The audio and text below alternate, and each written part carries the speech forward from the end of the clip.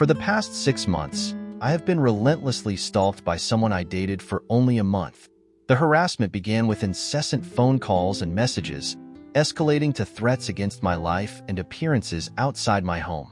It started with phone calls upwards of 45 to 50 a day, 50-page text messages, and him showing up outside of my house at 5 a.m. When I wouldn't not comply or feed the negative attention, I began to receive threats, claims that he would murder me and get away with it.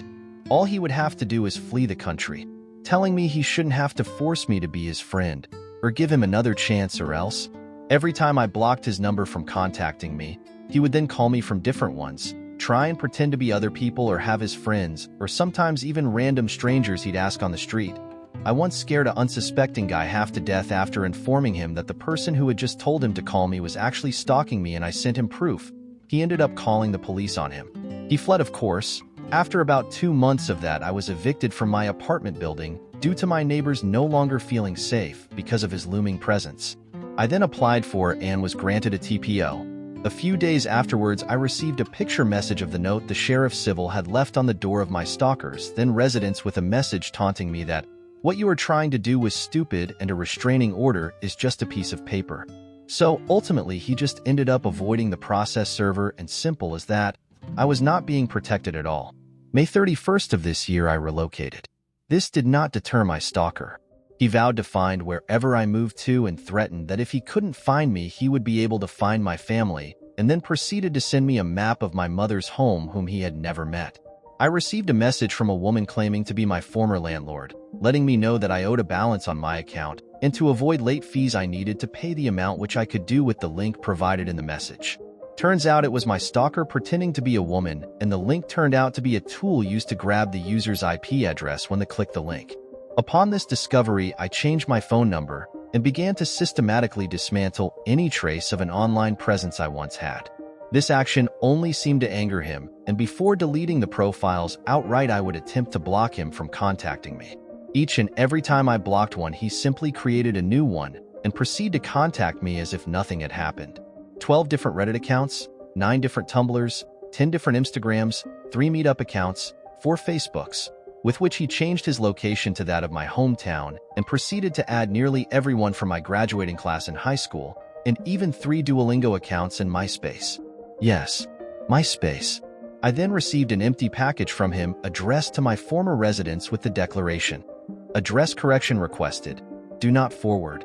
I'm assuming he thought that the post office would adhere to his requests and return the package to him with my new corrected address on it.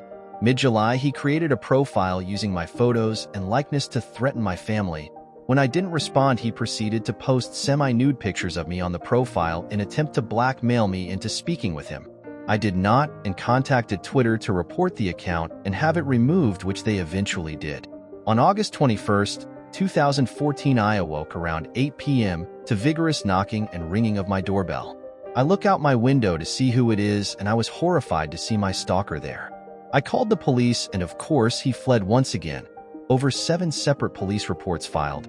This incident was followed by threatening emails from my stalker demanding that I meet him somewhere, or because he had found me that next time I would wake up to gunshots, and that if I didn't, he would first taser you and rape you in the ass using your boyfriend's blood as lube. This past Sunday night, I woke up at 6:45 a.m. to the ringing and banging again. I proceeded to record him on video while I was on the phone with the police. He fled on foot once again, and I was hit with the same hoopla from law enforcement. Well, we can't really do much because technically at this point he's not doing anything wrong. Then why does he flee, I wonder? I obtained a TPO again, but I have no solid address for this dangerous person, which is why I am in dire need of a private investigator to assist with finding said residence so this person can be served. I hope you might be able to refer me to someone who might be able to assist me. I've developed insomnia, depression, anxiety, and paranoia. I am completely isolated. I am 22 years old and I have no social life anymore. I have 0 friends. I've become a shell of my former self. I've faced eviction and lost a job because of this man's behavior, and I don't know how much longer I can survive. There's actually so much more filler shit that he has done to terrorize me, but for the sake of this already lengthy post, I tried to condense it. I have proof in the form of recordings, event diaries, and copies of all of his threats, interactions, and attempts to communicate, and would be more than willing to email them to show I'm not lying. I am in LV if that helps at all. TLDR? People overuse the word stalking so much these days that no one takes it seriously anymore. As soon as someone doesn't like someone anymore, they call them a stalker. This isn't staring at your ex's new lover's timeline longer than you healthily should. This is the real scared to sleep at night deal. I have felt the fear before, and it's eating away at me. I need help. Badly. Edit. Whoever has gilded me gold. Wow. Thank you so much. As pathetic as it may seem, Redditors and Imgirians have seriously been one of my only sources of comfort and human interaction for the past few months. You've no idea how much these communities helped out my constant sadness. I see you are slasha. You guys seriously rock. Thanks for being here for me. Relevant comments. Commenter. Can you post the video? OP? Yes, but I'm on the phone with the police during the video. I'm not 100% sure how to blurt out certain information like my address and my phone number from the audio in the video. OP comments on September 27th, 3 days later. Commenter. Damn. I remember talking to an old friend of mine from Vegas who was saying she'll get a CCW soon. I kind of think I should forward this to her. Soon just doesn't seem soon enough. OP. Do it. My gun saved my life. Update post. Deleted. Recovered with Imager. Imager post from September 26th, 2014, 2 days from OG post. Reddit post October 8th, 2014, 2 weeks from OG post. Image description. A photo of the slightly open door. The chair is in front, pushed to the side. Black paint is covering the side of the door that has been busted in. Arrows, most likely from crime scene units, are stuck to the door pointing to individual spots. I'm writing this staring at the mess the police left for me, in a bit of a fog. After 6 months of stalking and threats against my life, my stalker finally snapped and decided to kick my door in and make good on his promise. Out of fear, the past month I had begun sleeping with a chair propped against my front door to give myself a few extra precious seconds in case of emergency. I shudder to think how differently things might have turned out had I not barricaded the door. I awoke around 1:15 a.m. to the sound of the door giving way after one kick, followed by the sounds of my stalker struggling to dislodge the chair while forcing his way inside. I jumped up and grabbed the gun I've learned to do everything, even shower with. I stood at the top of my stairs and fired twice. Hitting him in the chest, I hear his scream. His disbelief that I'd stood up for myself. 0 to 100 in milliseconds. I've never been so afraid in my life. I do not know if he is living, but I do know the police have him, and that's what helps the most. For months of him evading the police, I began to question whether he was unstoppable, untraceable. Houdini, he would murder me and get away with it. As of now, I'm in a haze of guilt, surprise, relief, and disbelief. I shook as the canines drag him out from his hiding place under a bush. I survived, where so many people do not. Holy shit, I survived. Edit. The outpouring of support is wild. I can't thank you guys enough. Everyone can be a critic, and the fact still remains. You don't know what you will do in a situation until it's presented in front of you.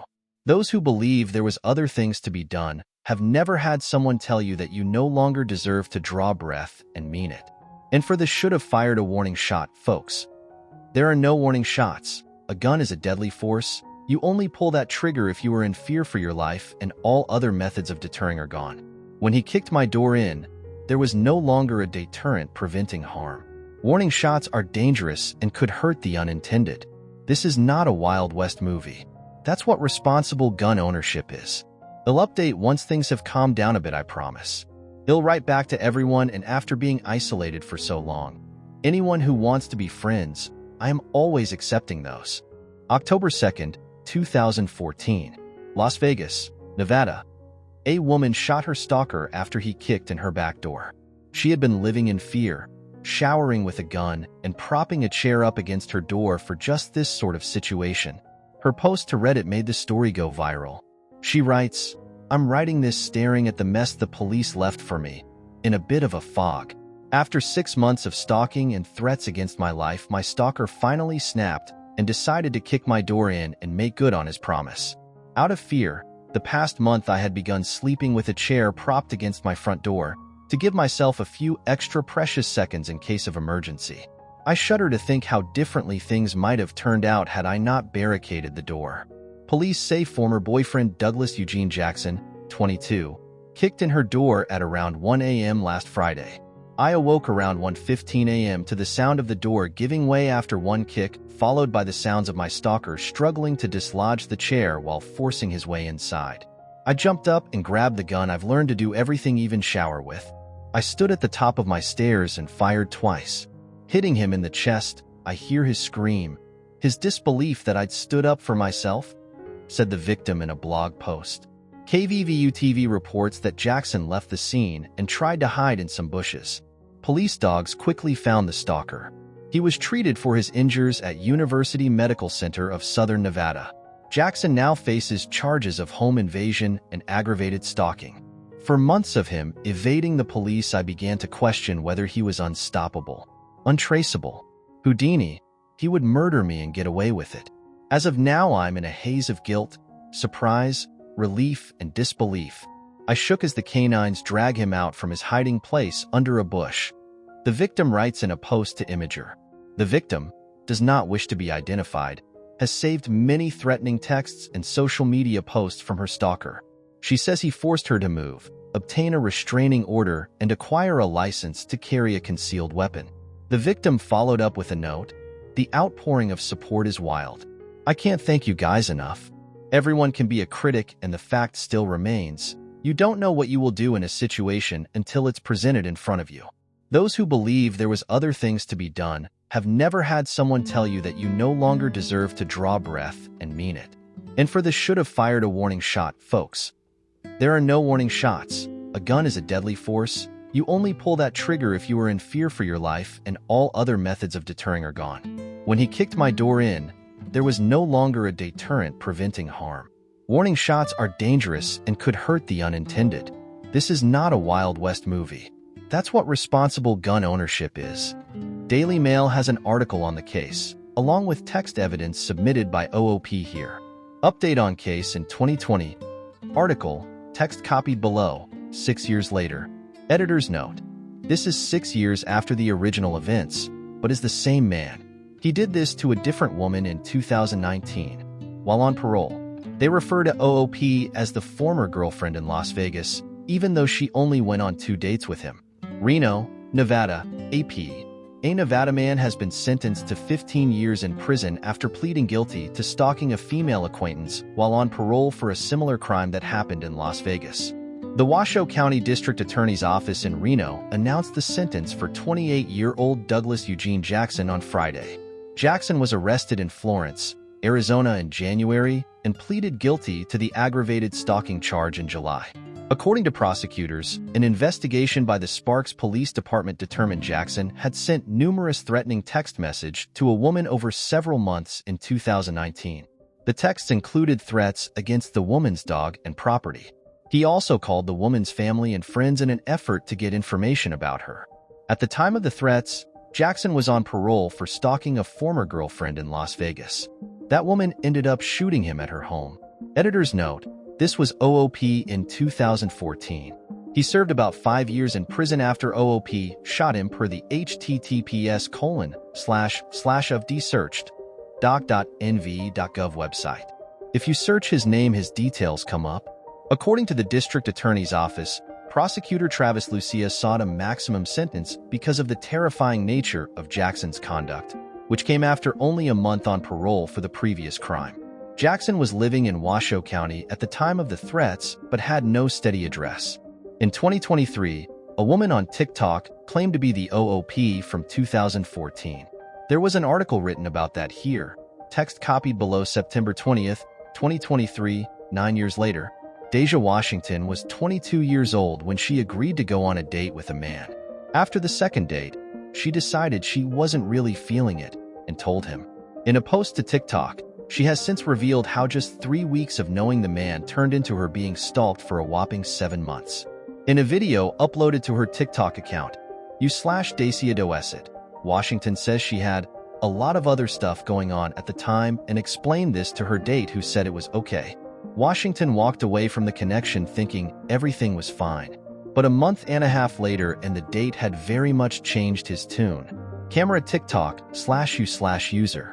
Washington's date later decided that everything was not fine and began messaging her hundreds of times a day. He argued he was a good man and deserved a chance. At first I blew it off and I was kind of annoyed. I was like, "Who do you think you are?" But then it started to get really scary really quickly. He started sending me pictures of the outside of my house, telling me that he was planning a raid. Camera TikTok/u/user. Washington received messages and calls from the man for over a month and started filing police reports, the man taking pictures of her doing so and of her talking to the police. Washington explains he would even talk to strangers and her neighbors, so she couldn't trust anybody. She eventually had to move out of her apartment because a restraining order truly is just a piece of paper, left unable to sleep because he would threaten he was outside and was planning to break in. Camera TikTok/u/user. Washington claims she went to the police 5-10 times and filed, like 10 police reports, but says she was told there wasn't anything they could do as he hadn't hurt her. She eventually moved house, but her stalker posed as her former landlord, used packages and social media to try and track her down. The man threatened to kill her and said he knew he was going to get away with it because he was a white man and she was a black woman. Washington was later assigned a detective to her case, but the first time she met him, she says he revealed he'd met her stalker who seemed like a nice guy and suggested it could be a misunderstanding. "I knew in that moment this man was going to kill me and he was going to get away with it." Camera TikTok/u/user. Washington's stalker changed phone numbers and even used Duolingo to try contact her, and it was when Washington registered to vote, he finally found her address. She resolved to buy a firearm, despite being very anti-guns after her parents were shot when she was younger. The man kept demanding they meet, threatening if Washington didn't he would grate her and use her blood as lube, and frequently turned up at her door, dodging police. But suddenly, he went completely quiet. Camera TikTok/u/user. In September, he came for her, kicking her door in. Washington said, "I remember just grabbing my firearm off the table and I wasn't angry. I wasn't upset. I had just made a decision that it's either him or it's me and I choose me. And I shot him." The police later found Washington's stalker, his injuries leaving him unable to run, and he was sentenced to jail. Washington went on to work at a gun range and took part in Refuse to be a Victim courses to help other women feel empowered to protect themselves. She now works at a big tech company and never takes any moment of life for granted. Washington's stalker, Douglas Eugene Jackson, was sentenced to 15 years in prison in 2020.